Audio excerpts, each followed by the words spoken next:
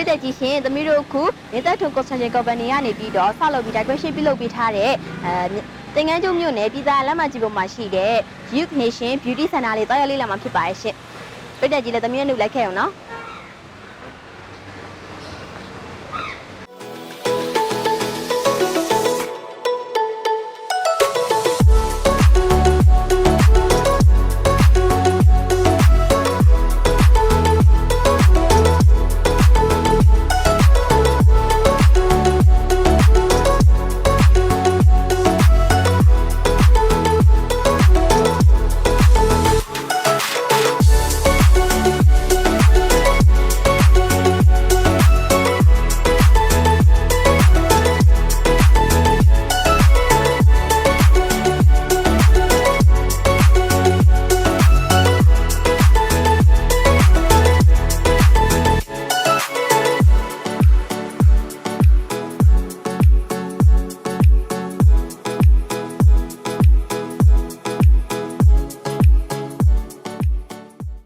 ကဲမင်္ဂလာပါရှင်။သမီးတို့ဒီမေတ္တာတို့ construction ကနေပြီးတော့ဒီစီကန်းလေးကို decoration လုပ်ထားတဲ့အကြောင်းလေးဆရာမြင်မြန်ကြည့်လို့ပါရှင်။ဟုတ်ကဲ့မင်္ဂလာ။အရင်ဆုံးဆရာရဲ့နာမည်လေးကိုမိတ်ဆက်ပေးပါအောင်ရှင်။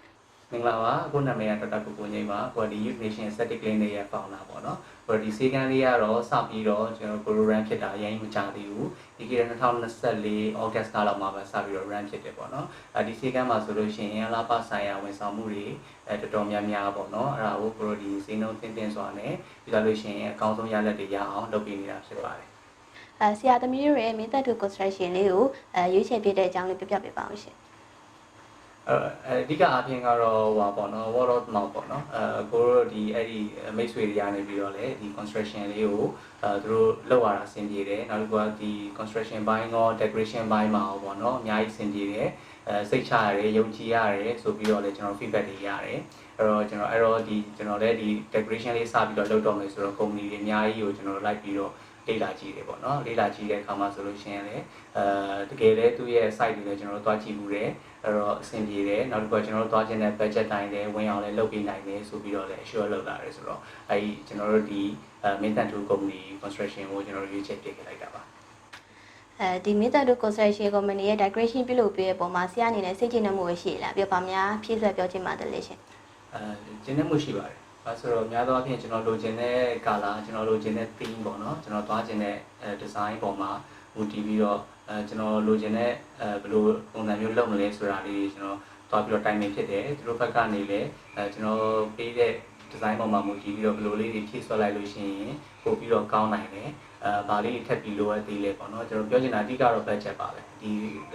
client နဲ့ဒီ constructor နဲ့ကြားထဲမှာပေါ့နော်လိုချင်တဲ့ budget ထဲမှာဝင်အောင်ရယ်နောက်တစ်ခုကအကောင်းဆုံးအလားပါဆုံးဖြစ်အောင်ဖန်တီးပေးတဲ့ပုံမှာလည်းကျွန်တော်ကျင့်တတ်မှုရှိတယ်တိတ်ပြီးတော့တူတခြားဖြည့်ဆွက်ပြီးတော့ပြောစရာတော့မရှိဘူးဒါပေမဲ့အဓိကတော့စေတနာပါတယ်ပေါ့နော်အဲ့ဒါလေးကိုကျွန်တော်သဘောကျပါတယ်လုပ်ငန်း NNB နောက်ပိုင်းမှာဆရာအနေနဲ့ after sales service ပေါ်မှာစိတ်ကြည်နှံ့မှုရှိရလားရှင်overall ခြုံပြောရရင်ကတော့ရှိပါတယ်။များသောအားဖြင့်ကတော့ဒီကျွန်တော်တို့လောက်လာတဲ့တောက်လျှောက်ပေါ့နော်။ဒီစပြီးတော့ဖွင့်တဲ့ချိန်ကနေဒီချိန်ထိကတော့ကြီးကြီးမားမားကျွန်တော် maintenance လုပ်စရာတွေပါလည်းမရှိဘူး။ဥပမာဆေးတို့တခြားသော decoration ဘိုင်းနဲ့ပတ်သက်တဲ့အားတွေပေါ့နော်။တော်တော်များများမှာလည်းဒီကျွန်တော်တို့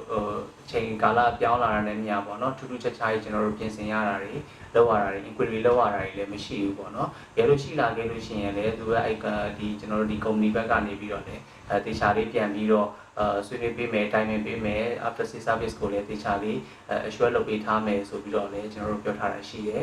အဲ့တော့လောလောဆယ်ဒီတော့မရှိသေးဘူးနောက်ပိုင်းရှိလာလို့ရှိရင်လည်းကောင်းဆုံးညှိနှိုင်းပေးမယ်လို့လည်းပြောထားတဲ့အတွက်ကြောင့်ကျေနပ်မှုရှိပါတယ်အဆုံးမေးကိုအနေနဲ့ဒီမေတ္တာတို့ construction company ပေါ်မှာအလုပ်အနံနဲ့လုပ်ငန်းရှင်တယောက်အနေနဲ့ဆရာအမြင်နဲ့ပြောကြားပေးပါအောင်ရှင်ကျွန်တော်ထင်မြင်ချက်ကတော့ကျွန်တော်လက်တွဲလုပ်ရတာအဆင်ပြေတယ်ကျွန်တော်တို့သွားချင်တဲ့ target တိုင်းကိုပြည့်မီအောင်လုပ်ပေးနိုင်တယ်နောက်ထပ် after sales service မှာလည်းတိတ်ပြီးထွေထူးပြောကြမရှိဘူးကောင်းပါတယ်အဲ့တော့နောက်ပိုင်းကျွန်တော်တို့ project တွေရှိလို့ရှိရင်လည်းဒီ company နဲ့ကျွန်တော်ဆက်ပြီးတော့လက်တွဲသွားဖို့လည်းရည်မှန်းထားပါတယ်ကျေးဇူးများတင်ပါတယ်အခုလိုဖြေကြားပေးတဲ့အတွက်သမီးတို့မေတ္တာတို့ construction ကနေပြီးတော့ဆရာကျေးဇူးတင်ပါတယ်ရှင်ဟုတ်ကဲ့